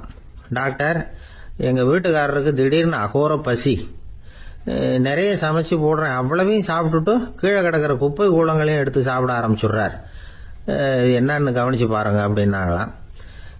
எவ்வளவு நாளாக அப்படி இருக்குதுன்னு கேட்டிருக்காரு டாக்டர். 1 வாரமாக அப்படி இருக்குதுன்னாங்களாம். இவ்வளவு நாளாக ஏன் சும்மா இருந்தீங்க, ஆரம்பத்திலேயே இங்கே அழைச்சிட்டு வர வேண்டியது தானே அப்படின்னாரான் டாக்டர். அது ஒன்றும் இல்லை டாக்டர், வீடு பூரா சுத்தமாகட்டுமேன்னு பார்த்துக்கிட்டு இருந்தேன் அப்படின்னாங்களாம் அந்த அம்மா. என்ன சார், உங்கள் பையன் என்ன செஞ்சுக்கிட்டு இருக்கிறான் இப்போ அப்படின்னு கேட்டார் ஒருத்தர். அடிக்கடி கண்ணாடி முன்னாடி நின்று அழகு பார்த்துக்கிட்டு இருக்கிறான் சார் அப்படின்னாரு அப்பா. இளம் பருவம் இப்படி தான் இருக்கும், அதையெல்லாம் சாதாரணமாக நினச்சிடாதீங்க அப்படின்னாரு அவர். என்ன சார் சொல்கிறீங்க, கண்ணாடி முன்னாடி நின்றுக்கிட்டு நேரத்தை வீணாக்கிக்கிட்டு இருக்கான், அதை ஒரு பெரிய விஷயமா நான் நினைக்கணுமா அப்படின்னாரு இவர். இளம் பருவத்தில் இளைஞர்களுக்கும் சின்ன பொண்ணுங்களுக்கும் அடிக்கடி கண்ணாடியில் பார்க்கணும்னு தோணும். அது வெறுமனே அழகு பார்க்கறது மட்டும் இல்லை, அவங்க தங்களையே தேடி கண்டுபிடிக்கிற ஒரு முயற்சி அது. இது ஒரு மனோதத்துவ விளைவு. இது வரைக்கும் சின்ன பிள்ளையா இருந்துட்டோம், இனிமேல் நாமளும் மற்றவங்க மாதிரி மனிதர்கள் தான் அப்படிங்கிற உணர்வு அவங்களுக்கு வருது. தங்களோட முகம் எப்படி இருக்குது, அழகு எப்படி இருக்கு, உடம்பு நேரம் எப்படி இருக்கு, முடி எப்படி இருக்கு அப்படிங்கறதையெல்லாம் கண்டுபிடிக்கிறாங்க. அதுக்கப்புறம் இன்னொரு ஆணோ பொண்ணோ தன்னை கவனிக்கணும் அப்படின்னு நினைக்கிறாங்க. இதெல்லாம் மனோதத்துவ உண்மைகள், இதெல்லாம் இயற்கை. இதை பார்த்துட்டு பெற்றவங்க பிள்ளைங்க கெட்டு போட்டாங்க அப்படின்னு நினைக்கக்கூடாது, அவங்கள திட்டிகிட்டே இருக்கக்கூடாது. இன்னைக்கு பல குடும்பங்களில் இதுதான் நடந்துகிட்டு இருக்குது. மனுஷ வாழ்க்கையிலேயே இப்படியும் இல்லாத அப்படியும் இல்லாத ஒரு பருவம் இளம் பருவம். 13லேருந்து 19 வயசுக்கு உட்பட்ட ஆண்கள் பெண்கள் இந்த வகையை சேர்ந்தவங்க, டீனேஜ் குரூப். இவங்களை சின்னவங்கன்னு நினைச்சிட முடியாது, பெரியவங்கன்னு நினைச்சிட முடியாது. இவங்க ரொம்ப சென்சிட்டிவ். சமூகம் நினைச்சா இவங்களை நல்லவங்களாகவும் ஆக்கலாம், கெட்டவங்களாகவும் ஆக்கலாம். கொஞ்சம் அக்கறை எடுத்துக்கிட்டா பெரிய பெரிய மேதைகளையும் விஞ்ஞானிகளையும் உருவாக்கலாம். ஆனால் நடக்கிறது என்ன தெரியுமா, அநேகமாக இவங்களை யாருமே சரியாக புரிஞ்சுக்கிறது இல்லை, இவங்களை சரியாக நடத்துறதும் இல்லை.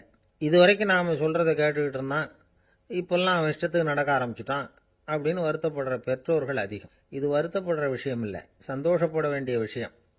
உங்கள் புள்ள சொந்தமாக யோசிக்க ஆரம்பிக்கிறதும் நடந்துக்க ஆரம்பிக்கிறதும் ஒரு தப்பான விஷயமா? அவன் கடைசி வரைக்கும் உங்கள் பேச்சையே கேட்டுக்கிட்டு இருக்கணுங்கிறது என்ன நியாயம்? இன்னைக்கு இளைஞர்களை பெரியவங்க தப்பாக புரிஞ்சுக்கிட்டு தவறாக நடத்துறதுனால தான் அவங்களுக்கு வெறுப்பு, எரிச்சல், மனக்கசப்பு எல்லாம் உண்டாகுது. பெற்றவங்க சரியாக மதிக்கிறது இல்லை அப்படிங்கிற ஒரே காரணத்தினாலேயே வீணா போகிற பிள்ளைங்க இன்னைக்கு அதிகம். சரி, பெற்றவங்களுக்கு இன்னைக்கு என்னதான் புத்தி சொல்ல வர்றீங்க அப்படின்னு கேட்குறீங்களா? நாம எதையும் சொல்ல வரல, ஆனால் அது சம்பந்தமான சில நிபுணர்கள் சொல்லியிருக்கிறத உங்கள் காதில் போட்டு வைக்கலாம். அது என்னன்னா, பிள்ளைங்க கிட்ட அன்பு செலுத்துங்க. குழந்தையா இருந்தப்போ எவ்வளவு பாசமாக இருந்தீங்க, வளர வளர அதை ஏன் குறைச்சிக்கிறீங்க? பெற்றவங்களின் அன்பான வார்த்தைகளுக்கு ஏங்குறவங்க தான் இன்றைய இளைஞர்கள். அவங்க எதை சொன்னாலும் அதை அக்கறையாக காது கொடுத்து கேளுங்க, அலட்சியப்படுத்தாதீங்க. அவங்க விரும்புறது உங்ககிட்ட இருந்து ஒரு மதிப்பு, மரியாதை, அங்கீகாரம், இவ்வளவுதான். அவங்க அவங்களாவே முடிவுகள் எடுக்கட்டும், அதுக்கு நீங்கள் உதவியா இருங்க, அது போதும். மற்றவங்க முன்னாடி, முக்கியமாக அவங்க நண்பர்கள் முன்னாடி அவங்கள பற்றி மட்டமாக பேசாதீங்க. அவங்க கிட்ட பொய் சொல்லக்கூடாது. நீங்கள் சொன்னது பொய்ன்னு தெரிஞ்சு போச்சுன்னா உங்கள் பேரில் அவங்களுக்கு இருக்கிற மதிப்பு போயிடும், நம்பிக்கை போயிடும். அவங்களுக்கு முன்னாடி நீங்கள் சண்டை போடக்கூடாது. உங்கள் பிள்ளைய எப்பவும் இன்னொரு பிள்ளையோட ஒப்பிட்டு பேசுகிற வேலையே வேணாம். கூட பிறந்த மற்றவங்களோட கூட ஒப்பிடக்கூடாது. இப்படி செஞ்சா அவன் உங்ககிட்டையும் பிரியமா இருக்க மாட்டான், அவங்ககிட்டையும் பிரியமா இருக்க மாட்டான். புள்ள எங்க போறான், என்ன பண்றான் அப்படின்னுலாம் துப்பறிஞ்சிக்கிட்டு இருக்கக்கூடாது. இளைஞர்கள் தனிமையை விரும்புறவங்க. அவங்கள பெட்டியில வச்சு மூடி பாதுகாக்கணும்னு நினைக்கக்கூடாது. அவங்கள எப்படி பாதுகாக்கிறது அப்படிங்கிறது அவங்களுக்கே தெரியும். உங்க புள்ள எப்படி நடந்துக்கணும்னு நீங்க எதிர்பார்க்குறீங்களோ அது மாதிரி நீங்க நடந்து காட்டுங்க, அது போதும். ஒரு வீட்டில் அப்பாவும் அம்மாவும் பேசிக்கிட்டு இருக்கிறாங்க. என்னங்க, நம்ம பொண்ணு பெரியவளாயிட்டா, அடிக்கடி கண்ணாடி முன்னாடி போய் நின்றுகிட்டு இருக்கிறா, சீக்கிரமா ஒரு பையனை பார்த்து கல்யாணத்தை முடிக்காம இப்படி மசன்னு கல்லு மாதிரி உட்காந்துருக்குறீங்களே அப்படின்னு சத்தம் போட்டாங்க அந்த அம்மா. அவசரப்படாத, பார்க்கறதுக்கு கண்ணுக்கு அழகா லட்சணமா புத்திசாலியாக ஒரு பையன் கிடைக்க வேணாமா, அதுதான் பார்த்துக்கிட்டு இருக்கிறேன் அப்படின்னார் அப்பா. இதுக்கு அந்த அம்மா சொல்கிறாங்க, எங்கள் அப்பா இப்படியெல்லாம் நினச்சிக்கிட்டு இருந்திருந்தா எனக்கு கல்யாணமே ஆயிருக்காது தெரியுமா அப்படின்னாங்களாம். எனக்கு இது மட்டும்தான் சார் தெரியும், இதை தவிர வேற எதுவும் தெரியாது அப்படின்னு சொல்லிக்கிட்டே காலம் தள்ளுறவங்க ரொம்ப பேர். அவங்கெல்லாம் கஷ்டப்பட வேண்டியிருக்கும். ஒருத்தர் தன்னுடைய தொழிலில் ரொம்ப கெட்டிக்காரராக இருக்கலாம், அதுக்காக எப்பவும் அதே ஞாபகத்தில் இருந்துக்கிட்டு உலகியல் அறிவு இல்லாமல் இருந்துடக்கூடாது, அது ஆபத்து. இதுக்காக நம்ம தாத்தா பாட்டிலாம் ஒரு கதை சொல்லுவாங்களே, கேள்விப்பட்டிருக்கீங்களா?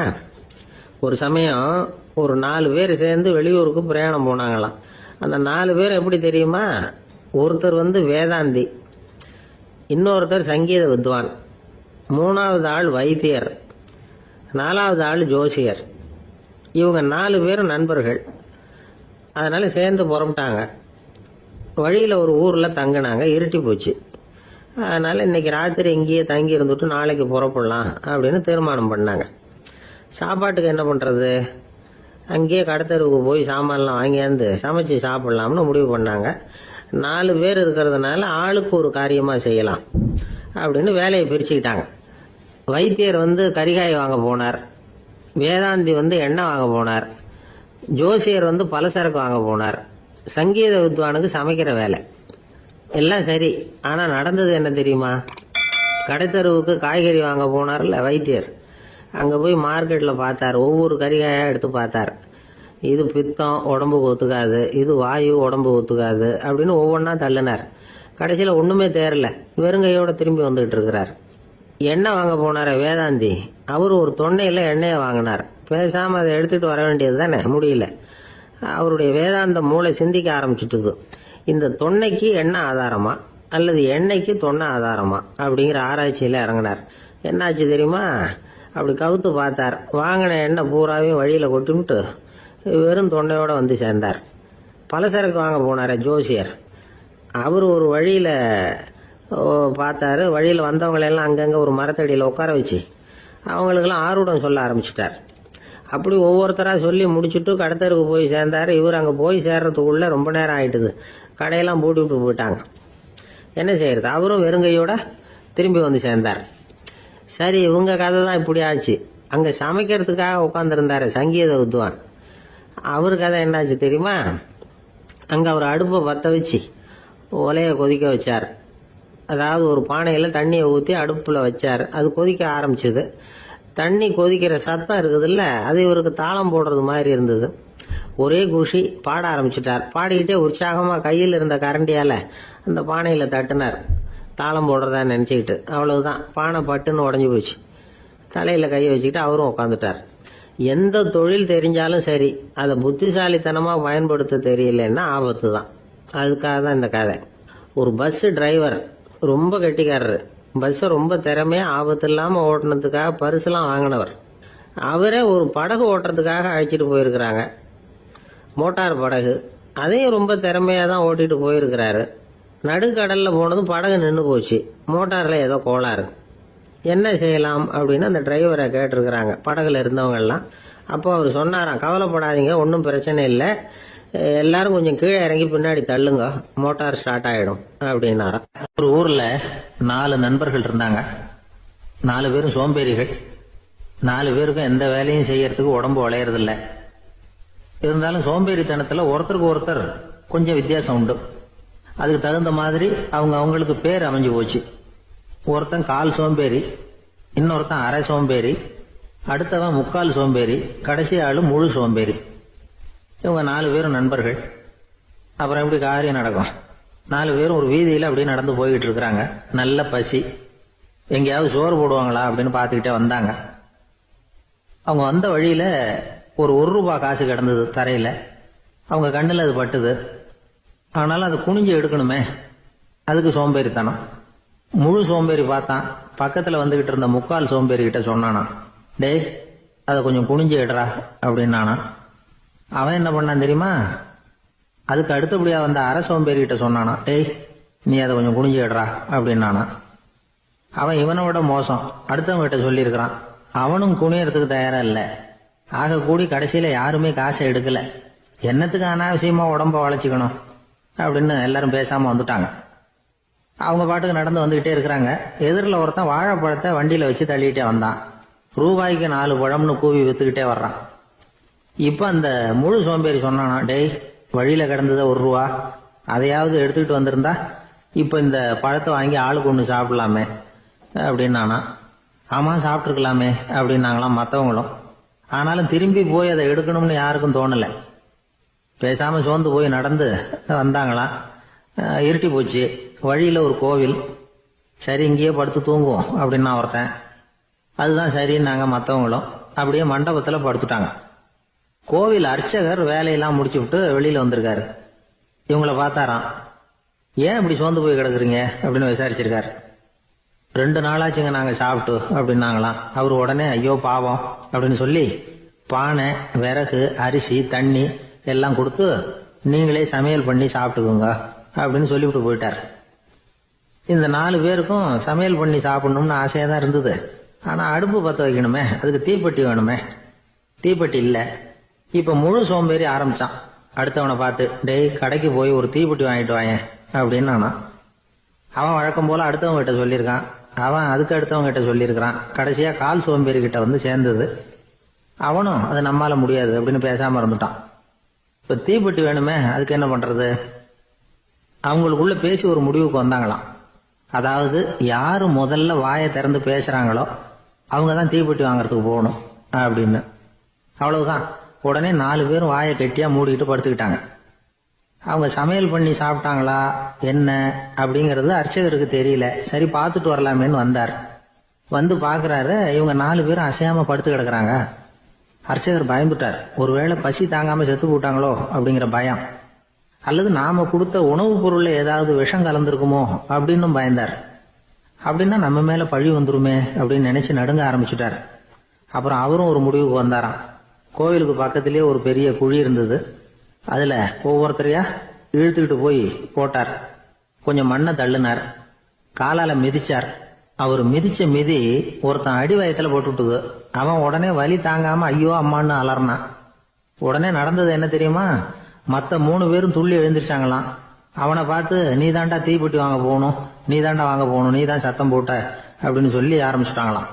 அர்ச்சகர் பார்த்தார். இது பேய் மாதிரி தெரியுதுன்னு நினைச்சுக்கிட்டு ஒரே ஓட்டமா ஓடி போட்டாராம். கிராமப்புறங்கள்ல இப்படி ஒரு கதையை சொல்றது உண்டு. சோம்பல்ங்கிறது நம்ம முன்னேற்றத்துக்கு பெரிய தடை அப்படிங்கறத நாம புரிஞ்சுக்கணும். அதுதான் இந்த கதை சொல்ற நீதி. ஒரு பள்ளிக்கூடத்துல ஒரு புதுமையான போட்டி நடந்துதான். அதாவது சோம்பேறித்தனத்துக்கு பரிசு. அதுல 2வது பரிசு யாருக்குன்னு அறிவிச்சாங்க. ஒரு பையன் எழுந்திருச்சு மெதுவா நடந்து போய் பரிசை வாங்கிட்டான். அடுத்தது முதல் பரிசு யாருக்கு அப்படின்னு அறிவிச்சாங்களாம். அவன் கடைசி வரிசையில இருந்து கத்தனானா, ஐயா, அதையும் அந்த பையன் மூலமாவே கொடுத்து அனுப்பி வச்சிருங்க, இங்க வந்தது நான் வாங்கிக்கிறேன் அப்படின்னா.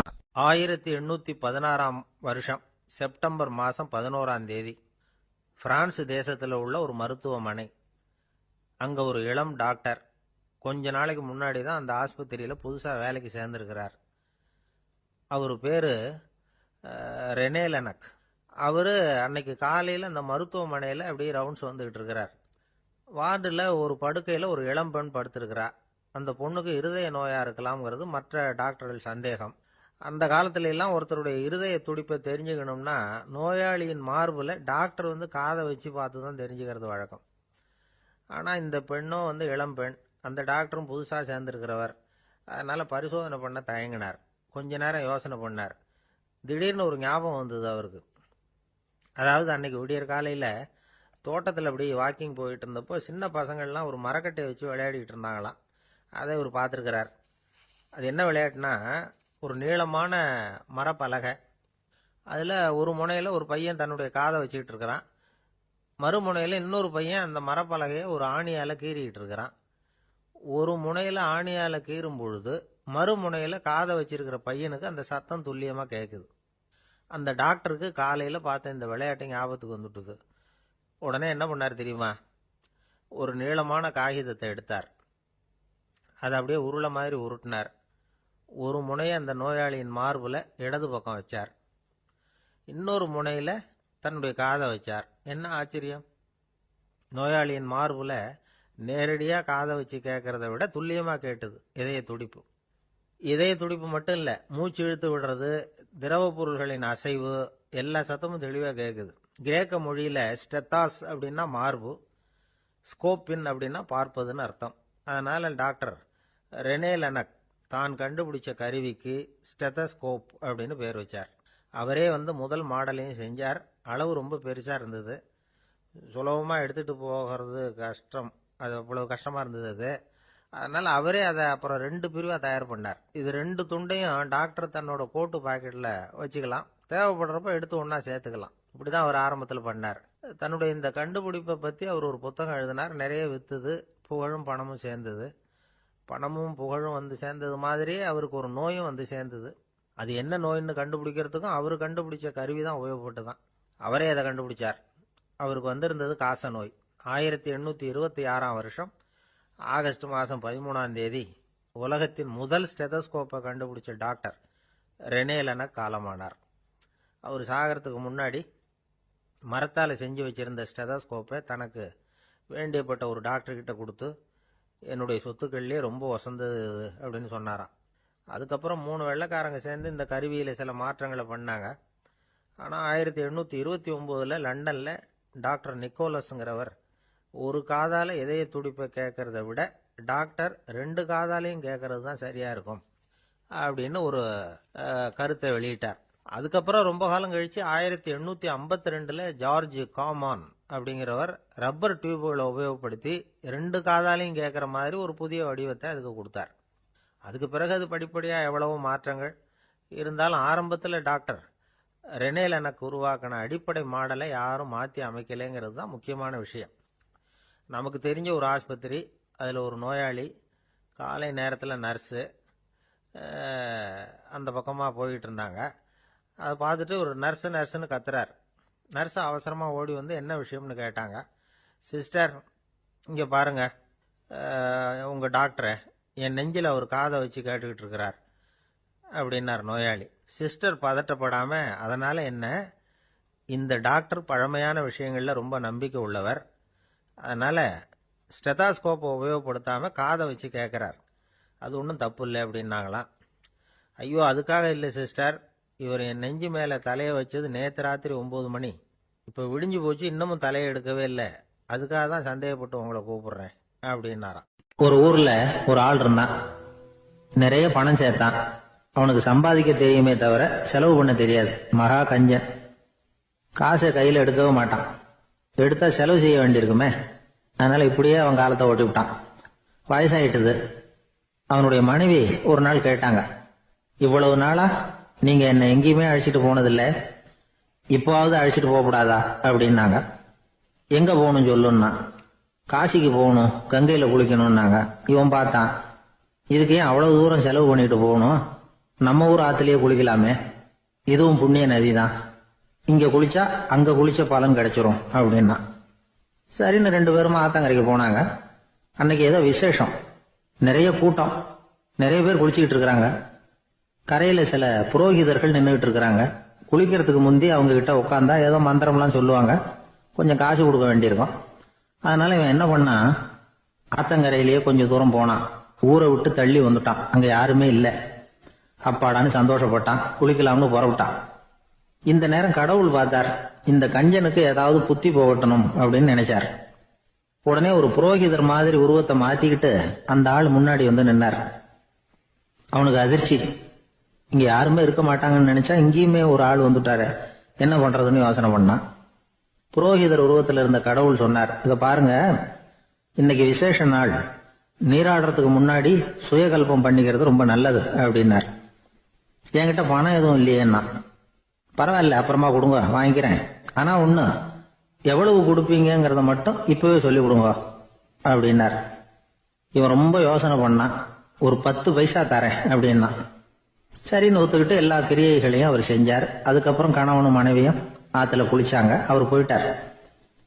கொஞ்ச நாள் கழிச்சு அவன் வீட்டுக்கு வந்தார் கடனை வசூல் பண்றதுக்கு. வாசல்ல நின்றுகிட்டு இருந்த அவன் மனைவி இவரை பார்த்ததும் தயங்க ஆரம்பிச்சாங்க. அந்த அம்மா கிட்ட விஷயத்த சொன்னார். அந்த அம்மா ஓடி போய் உள்ள இருக்கிற தன்னுடைய கணவர்கிட்ட சொன்னாங்க. அவன் யோசனை பண்ணான், இப்ப வெளியில போனா அவனுக்கு 10 காசு கொடுக்க வேண்டியிருக்கும், அதனால எனக்கு காய்ச்சல்னு அந்த ஆளுகிட்ட சொல்லிவிடு, இன்னொரு சந்தர்ப்பத்தில் என்னை வந்து பார்க்க சொல்லு அப்படின்னா. அந்த அம்மா போய் சொன்னாங்க. அப்படிங்களா, அப்படின்னா அவரை நான் உடனே போய் பார்க்கணுமே அப்படின்னு உள்ள நுழைய ஆரம்பிச்சார். அவங்க மறுபடியும் இருங்க தான் வரேன்னு சொல்லிவிட்டு உள்ள ஓடி விஷயத்த சொன்னாங்க. இது எதுடா வம்பா போச்சு அப்படின்னு பார்த்தான். மனைவியை கிட்டத்துல கூப்பிட்டான். இந்த பாரு, ஜன்னி கண்டு நான் இறந்து போயிட்டதா சொல்லிவிடு அப்படின்னா சொன்னாங்க. புரோகிதர் பார்த்தார். அப்படின்னா ஒரு வழியா இருந்து அவருடைய இறுதி சடங்குகளையே நானே முடிச்சுட்டு போயிடுறேன் அப்படின்னார். உள்ள இருந்தவன் யோசனை பண்ணான், அந்த ஆள் என்ன விட மாட்டான் போல இருக்கு, அதனால ஒரு சவப்பெட்டியில என்னை வச்சு தூக்கிக்கிட்டு மயானத்துக்கு போங்க பாத்துக்கலாம் அப்படின்னா. புரோகிதரை விடுற மாதிரி இல்லை, கூடவே நடந்து போயிட்டு இருக்கிறார். அங்க இறக்கி சடங்குகளை முடிச்சுட்டு தீ வைக்கிற நேரம் பொட்டிக்குள்ள இருந்த நம்ம ஆளு அலறி அடிச்சுட்டு வெளியில ஓடி வந்தான். புரோகிதர் உருவத்தில் இருந்த கடவுள் சிரிச்சார், தன்னுடைய சுய உருவத்தை காட்டினார். அதுக்கப்புறம் அவனை கூப்பிட்டு, இத பாருப்பா, ஏன் இப்படி அல்லாடுற, ஏதாவது வர வேணும்னா கேள் தரேன் அப்படின்னார். அவன் யோசனை பண்ணான். பகவானே, ஒரே ஒரு வரம் தான் உங்ககிட்ட கேட்கணும்னா. என்ன வேணும் கேளுன்னார். அந்த 10 பைசா தட்சணையை தள்ளுபடி பண்ணா போதும் அப்படின்னா. கடவுளும் சரின்னு சொல்லிட்டு போயிட்டார். இப்படி ஒரு கதையை சுவாமி சிவானந்தர் சொல்லியிருக்கிறார். செல்வந்தர்கள் பல பேர் இப்படித்தான் இருக்கிறாங்க. தாங்களும் அனுபவிக்க மாட்டாங்க, அடுத்தவங்களுக்கும் கொடுக்க மாட்டாங்க. இது மாதிரியான கஞ்சர்களுக்கு இந்த உலகம் இல்லை, அந்த உலகம் இல்லைங்கிறார் அவர். இந்த கதையில கடவுள் கடன் வசூலுக்கு வந்தது மாதிரி நம்ம ஊர் ஆள் ஒருத்தன் இன்னொருத்தர்கிட்ட 10 பைசா கடன் கொடுத்துட்டான். திருப்பி வாங்கறதுக்கு நடையா நடக்கிறான். கடைசியா கேட்டான், நீ எப்பதான் கடனை திருப்பி தரப்போற, அதை முடிவா சொல்லுன்னா. வர்ற வியாழக்கிழமை கண்டிப்பா கொடுத்துருவேன் அப்படின்னானா அவன். அன்னைக்கு நான் ஊர்ல இருக்க மாட்டேனே அப்படின்னானா இவன். அதனால என்ன, நானும் தான் அன்னைக்கு ஊர்ல இருக்க மாட்டேன் அப்படின்னா. ஒரு ஊர்ல ஒரு இளைஞன் இருந்தான். ஒரு நாள் அவன் ஒரு குருவை தேடிட்டு புறப்பட்டான். ஊரை விட்டு வெளியில போனான். போகிற வழியில ஒரு காடு. அந்த காட்டுல ஒரு மரத்தடியில ஒரு பெரியவர் உட்கார்ந்துருக்கிறார். அமைதியா மௌனமா அவர் அமர்ந்திருக்கிறார். இந்த பெரியவரை விசாரிக்கலாம், குருவை தேடி கண்டுபிடிக்கிறதுக்கு இவர் ஏதாவது ஒரு வழி சொல்லி கொடுப்பார் அப்படின்னு நினைச்சுக்கிட்டு அவர் நெருங்கினான். ஐயா, எனக்கு ஒரு குரு தேவை, எங்க கிடைப்பார், அவரை எப்படி அடையாளம் கண்டுபிடிக்கிறது, அதை பத்தி ஏதாவது விவரம் சொன்னீங்கன்னா நான் கண்டுபிடிச்சுக்குவேன் அப்படின்ட்டுருக்கான். பெரியவர் நிமிர்ந்து பார்த்தார். தம்பி, அது ரொம்ப சுலபம். அவர் வயசானவரா இருப்பார், என்னை விட சுமார் 30 வயசு அதிகமா இருக்கும். அவர் ஒரு மரத்தடியில் தான் உட்காந்துருப்பார் அப்படின்ட்டுருக்கான். சரிங்க பெரியவரே, அது என்ன மாதிரியான மரம், எப்படி இருக்கும் அப்படின்னு கேட்டிருக்கான். பெரியவர் அந்த விவரங்களையும் சொல்லியிருக்கிறாரு. அது மட்டும் இல்ல, சந்திக்கிற நாள், நேரம், வினாடி முதற்கொண்டு எல்லா விவரங்களையும் துல்லியமா சொன்னாராம். இவ்வளவு விவரங்களை இவரால் எப்படி சொல்ல முடியுது அப்படின்னு இவனுக்கு ஆச்சரியம். இருந்தாலும் அந்த பெரியவர் கடைசியா ஒரு விவரம் சொன்னார். அது என்ன தெரியுமா, எப்படியும் நீ அவரை சந்திக்கிறதுக்கு ஒரு 30 வருஷம் ஆகும் அப்படின்னு சொல்லிவிட்டாராம். ரொம்ப நன்றிங்க பெரியவரே அப்படின்னு சொல்லிவிட்டு அந்த இளைஞன் புறப்பட்டு இருக்கான். இப்போ அவனுக்கு குரு பத்தின விவரம் எல்லாம் கிடைச்சிட்டுது, சந்திக்கிற நேரமும் தெரிஞ்சுட்டுது. ஆனா 30 வருஷம் அவரை தேடி அலைய வேண்டியிருக்குமே. அவன் தேட ஆரம்பிச்சான். காடு மலை எல்லாம் சுத்தி அலைஞ்சான். பல வருஷங்கள் தேடினான். அழுத்து போயிட்டான். கடைசியில அவனுக்கும் வயசாயிட்டுது. கடைசியில தன்னுடைய சொந்த ஊருக்கே திரும்பி போயிட்டு இருந்தான். அங்க ஒரு மரத்தடியில அவன் தேடிட்டு இருந்த குருநாதர் கிடைச்சார். யார் அவருன்னா, 30 வருஷத்துக்கு முன்னாடி வழி சொல்லி கொடுத்தாருல அதே பெரியவர். அவருக்கு இப்போ 30 வயசு அதிகமா இருந்தது. அதே மரம். அன்னைக்கு பெரியவர் சொன்ன அடையாளம் இப்போ பொருத்தமா இருந்தது. இப்போ அந்த பெரியவர் சொன்னார், சரியா வந்து சேர்ந்துட்ட, வா, உனக்காக தான் நான் இவ்வளவு காலமும் காத்துக்கிட்டு இருந்தேன் அப்படின்னாராம். என்ன சொல்றீங்கன்னு இருக்கான். 30 வருஷத்துக்கு முன்னாடி என்கிட்ட வந்தியே, அப்பவே என் காலம் வந்து முடிஞ்சு போயிருந்தது. அப்பவே என்ன உனக்கு அடையாளம் தெரியல, அதனால இவ்வளவு காலம் உனக்காக காத்துட்டு இருக்கும்படி ஆயிட்டுது அப்படின்னாராம். ஐயா, அப்பவே நீங்க சொல்லியிருக்கலாமே, இதுதான் 30 வருஷம் கழிச்சு நீ சந்திக்க போற இடம், நான் தான் உன்னுடைய குரு அப்படின்னு சொல்லியிருக்கலாமே அப்படின்னு இருக்கான். அந்த பெரியவர் சிரிச்சுக்கிட்டே இதுக்கு பதில் சொன்னாராம். நான் எவ்வளவோ விவரமா தான் சொன்னேன், நீ சரியா புரிஞ்சுக்கல. காரணம், அப்போ நீ போதுமான அளவுக்கு பக்குவம் பெற்றிருக்கவில்லை, அதனால புரியும் சக்தி இல்லாம போயிட்டுது. அப்போ 30 ஆண்டு காலம் நீ அலைஞ்சு தெரிஞ்சிருக்கிற, அது காரணமா இப்போ உனக்கு அந்த பக்குவம் வந்துட்டுது. அதனாலதான் அடையாளம் காண முடிஞ்சது, நானே உன்னுடைய குரு அப்படின்னாராம். இதுல இருந்து என்ன தெரியுதுன்னா, ஆன்மீகத்துல மாணவனாக சேர்றதுக்கு கூட ஒரு பக்குவத்தன்மை தேவைப்படுது. ஒரு பெரிய ஞானி, அவர்கிட்ட சீடனா இருக்க ஒருத்தன் வந்தான். எதிரில் நின்னா. ஞானி அவனை வெகு நேரம் உற்று பார்த்தார். அப்புறம் சொன்னார், சீடனா இருக்கிறது ரொம்ப சிரமம்னார். நான் தயாரா